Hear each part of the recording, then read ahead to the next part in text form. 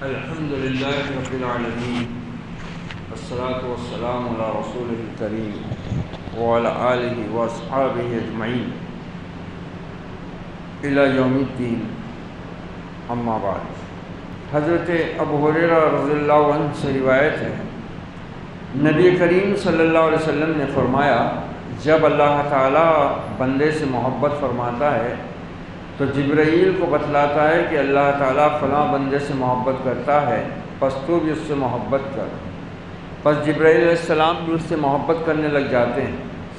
پھر جبرائیل علیہ السلام آسمان والوں یعنی فرشتوں میں منادی کراتے ہیں کہ اللہ تعالیٰ فلاں بندے سے محبت کرتا ہے، تم بھی اس سے محبت کرو۔ پس آسمان والے بھی اس سے محبت کرنے لگ جاتے ہیں۔ پھر اس شخص کے لیے زمین میں بھی قبولیت رکھ دی جاتی ہے، یعنی اہل زمین میں بھی وہ مقبول اور محبوب ہو جاتا ہے۔ رواہ البخاری مسلم۔ اور مسلم کی ایک روایت میں ہے کہ رسول اللہ صلی اللہ علیہ وسلم نے فرمایا، اللہ تعالیٰ جب کسی بندے سے محبت کرتا ہے تو جبرائیل علیہ السلام کو بلاتا اور اس سے فرماتا ہے کہ میں فلاں سے محبت کرتا ہوں، تو بھی اس سے محبت کر۔ پس جبرائیل علیہ السلام اس سے محبت کرنے لگ جاتے ہیں، اور پھر جبرائیل امین آسمان میں منادی کرتے اور کہتے ہیں، بے شک اللہ فلاں سے محبت کرتا ہے، اے آسمان والو تم بھی اس سے محبت کرو۔ پس آسمان والے بھی اس سے محبت کرنے لگ جاتے ہیں، اور پھر اس کے لیے زمین میں قبولیت رکھ دی جاتی ہے۔ اور جب اللہ تعالیٰ کسی بندے سے دشمنی کرتا ہے تو جبرائیل علیہ السلام کو بلا کر فرماتا ہے کہ میں فلاں سے دشمنی کرتا ہوں، تو بھی اس سے دشمنی کر۔ پس جبرائیل علیہ السلام بھی اس سے دشمنی کرنے لگ جاتے ہیں، اور پھر وہ آسمان میں ندا کرتے ہیں کہ اللہ تعالیٰ فلاں سے دشمنی کرتا ہے، تم بھی اس سے دشمنی کرو۔ پھر اس کے لیے زمین میں دشمنی رکھ دی جاتی ہے، یعنی اہل زمین بھی اس سے بغض اور عناد رکھتے ہیں۔ محترم سامعین، یہ دو احادیث تھی جس میں ہمیں یہ بتایا گیا ہے کہ اللہ تعالیٰ اس زمین کے اوپر بسنے والے بندوں سے کس طرح باخبر رہتا ہے۔ اس کو ہر بندے کی خبر رہتی ہے۔ عرش پر ہوتے ہوئے وہ زمین کی ہر چیز کو دیکھتا بھی ہے، اور زمین پر موجود ہر چیز کے بارے میں پوری خبر بھی رکھتا ہے۔ ایک بات تو یہ معلوم۔ دوسری بات یہ کہ بہت سے لوگ اس دنیا میں عزت پانے کے لیے عجیب عجیب قسم کے کام کرتے ہیں، عجیب عجیب قسم کی حرکتیں کرتے ہیں، عجیب عجیب قسم کے بہروپ بھر لیتے ہیں، کوئی عجیب قسم کا کاروبار اختیار کر لیتا ہے ایک نئی طرز کا، تاکہ لوگوں میں اس کا نام ہو جائے۔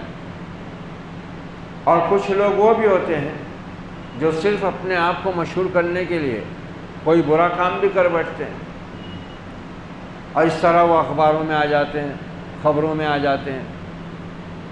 اور کچھ اچھے لوگ اچھے کام کرتے ہیں تو وہ بھی ان میں سے بھی بعض شیطان اچک لیتا ہے ان کو، وہ اپنے اچھے کام کو ریا و نمود کی بھیٹ چڑھا دیتے ہیں، اور پھر اس کا نتیجہ یہ نکلتا ہے کہ ان کے اچھے کاموں کا چرچا ہو جاتا ہے۔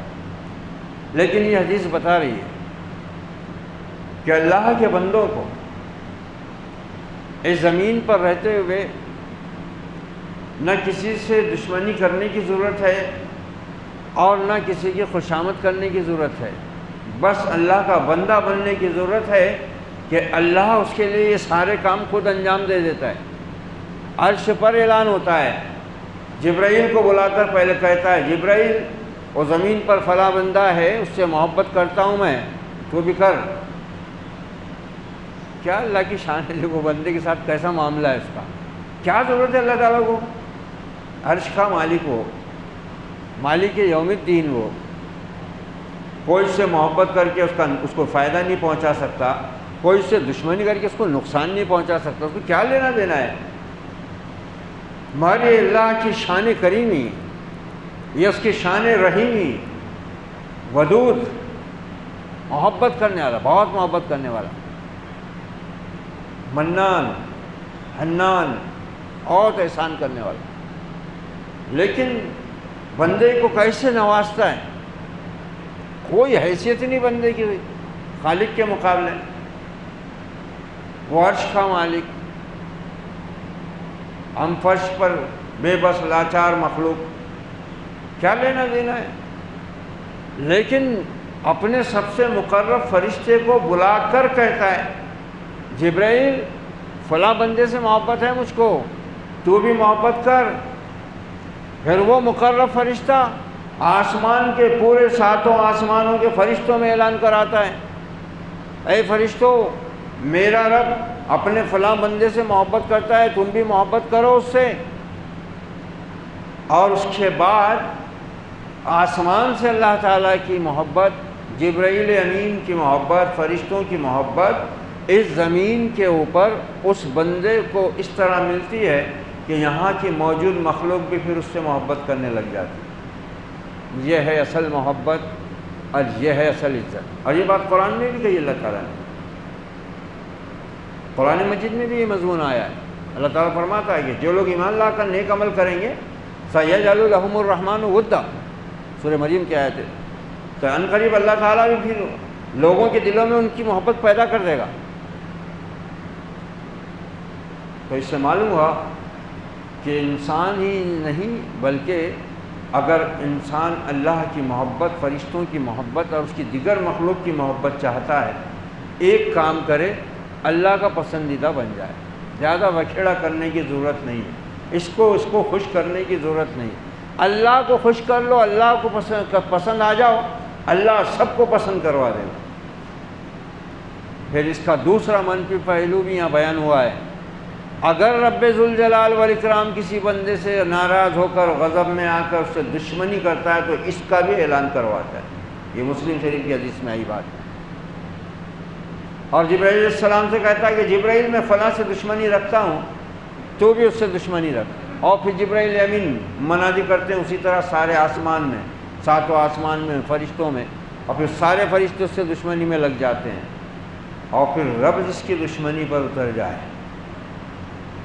اس کو چاہے جتنی اس دنیا میں اس کے اپنی سوچ اور انسانوں کی سوچ کے مطابق جتنی چاہے اس کو دولت مل جائے، حکومت مل جائے، سلطنت مل جائے، شہرت مل جائے، بالآخر اس کا انجام بھیانک ہوتا ہے، اس کا انجام تباہی پر ہوتا ہے، ذلت اور رسوائی پر ہوتا ہے، وہ نہیں بچتا پھر۔ تو یہ حدیث مبارکہ اور یہ بابرکت مہینہ جس میں اللہ اپنی پوری رحمتوں کے ساتھ متوجہ بندوں کی طرف، ہمیں اس بات کا درس دیتا ہے کہ ہم اللہ کے پسندیدہ بننے کی کوشش کریں۔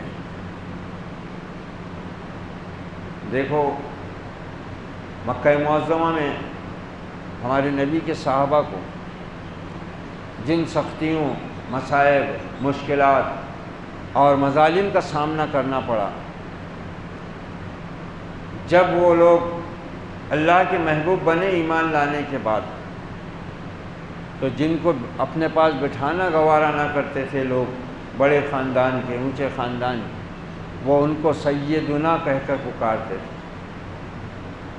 حضرت بلال رضی اللہ تعالیٰ عنہ حبشی غلام، حضرت خباب رضی اللہ عنہ غلاموں کے طبقے سے تعلق، بہت ستائے گئے اللہ کی راہ میں، بہت مارے گئے، لیکن جب ایمان لائے،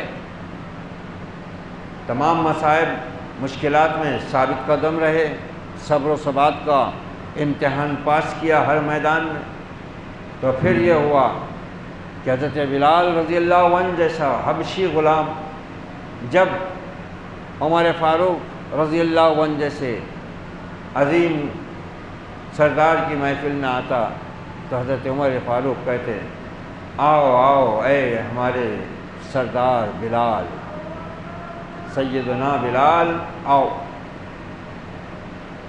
یہ حالت ہو جاتی ہے، اللہ تعالیٰ یوں عزت دیتا ہے۔ اور پھر جس کعبے کے سامنے کھلے میدان میں پتھر، تپتے ہوئے پتھروں پر یہ حبشی غلام بلال لٹا دیا جاتا تھا اور سینے پر بھاری پتھر رکھ دیا جاتا تھا کہ ہلنے نہ پائے اور خوب اس کو چرکے لگے گرم پتھر کے، اس کے سامنے وہ سردار جو اس طرح کے تماشے کرتے مظالم ڈھاتے تھے، کچھ تو بدر میں ہی جہنم واصل ہو گئے تھے، اور پھر کچھ جو زندہ تھے فتح مکہ تک، ان کو اللہ نے عبرت کا یہ نشان آنکھوں سے دکھایا کہ بڑے بڑے سردار، نامی گرامی سردار، قریش کے اعلیٰ شرف اور عزت اور حسب و نسب کے دعوے دار وہ مجرموں کی طرح بیٹھے ہیں، اور وہ غلام بلال حبشی اس کعبے کے سامنے، اللہ گھر کے سامنے پتھروں پر لٹا کر تڑپایا جانے والا بلال، اس سے ارشاد ہو رہا ہے بلال کعبے کی چھت پہ چڑھ جا اور اللہ کی کبریائی کا اعلان کر۔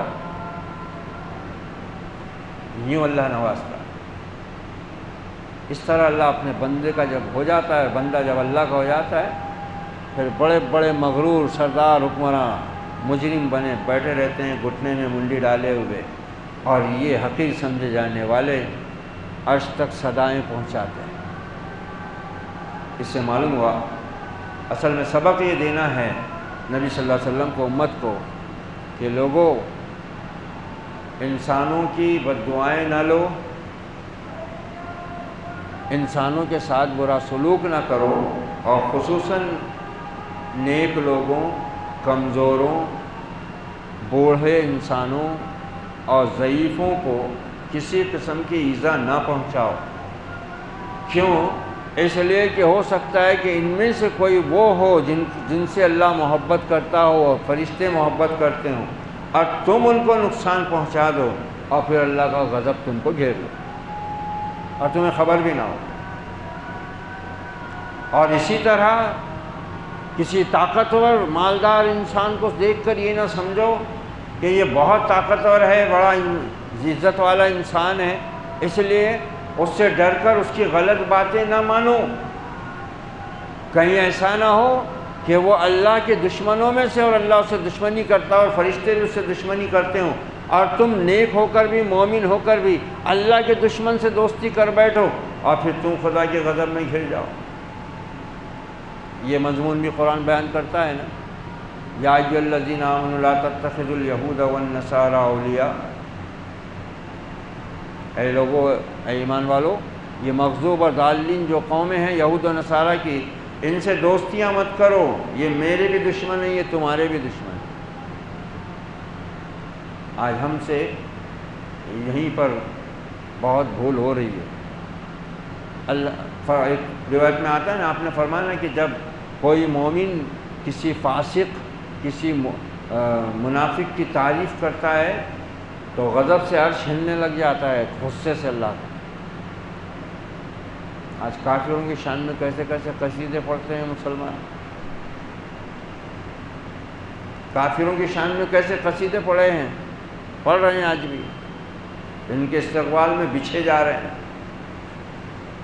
ہمارے کام اللہ کے غضب کو دعوت دینے والے ہو گئے، شاید اسی لیے آج ہر قوم ہم پر ٹوٹی پڑ رہی ہے، ورنہ ہم مسلمانوں کے لیے اللہ نے اس زمین کے اوپر انسان ہی نہیں، جانوروں کے اندر بھی ہماری محبت پیدا کر دی تھی اللہ نے، جانوروں کے اندر۔ ایسے کئی واقعات تاریخ میں موجود ہیں، جانوروں کے لیے محبت پیدا کر دی۔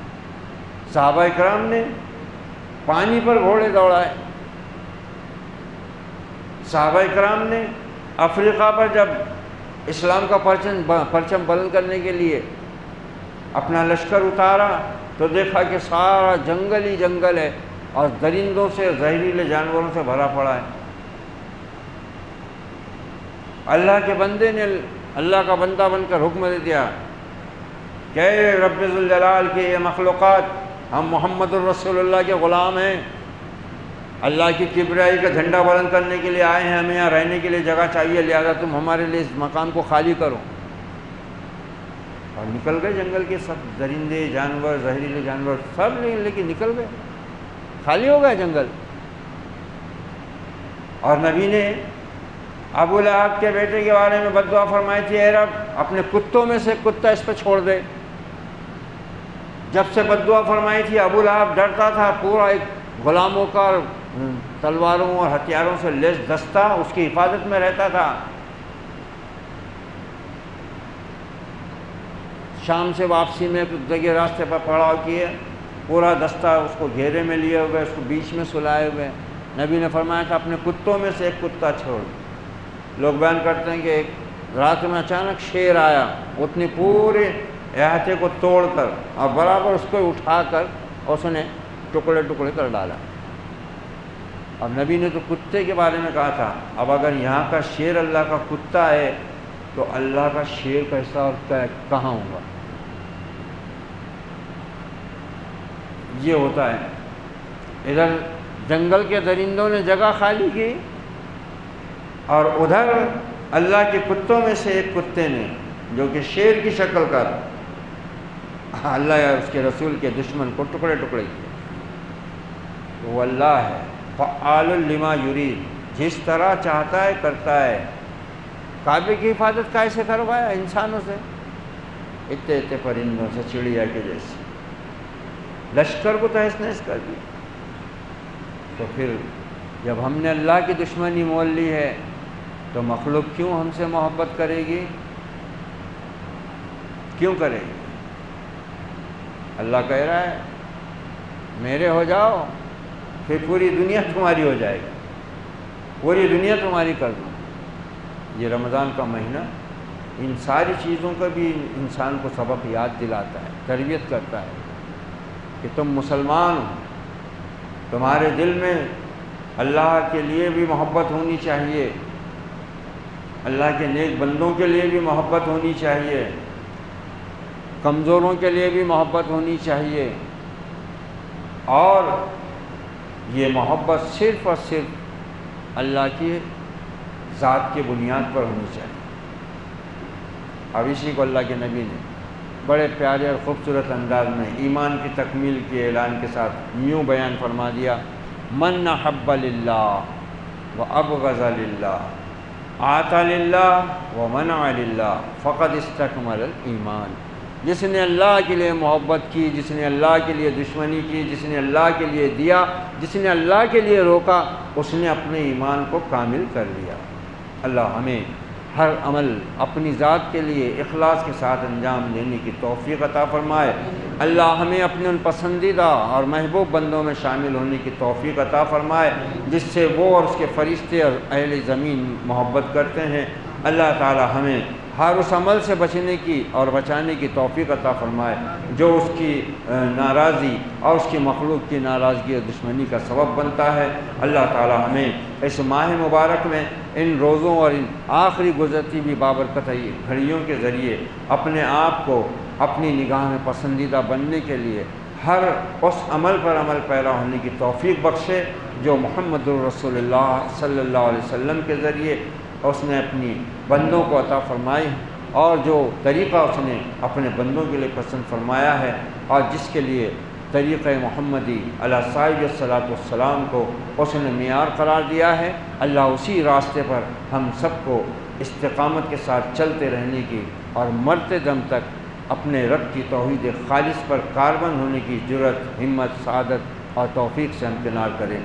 ربنا تقبل منا انک انت السمیع العلیم وتب علینا انک انت التواب الرحیم، وصلی اللہ علی النبی وعلی آلہ واصحابہ اجمعین۔ سبحان ربک رب العزۃ عما یصفون وسلام علی المرسلین والحمد للہ رب العالمین۔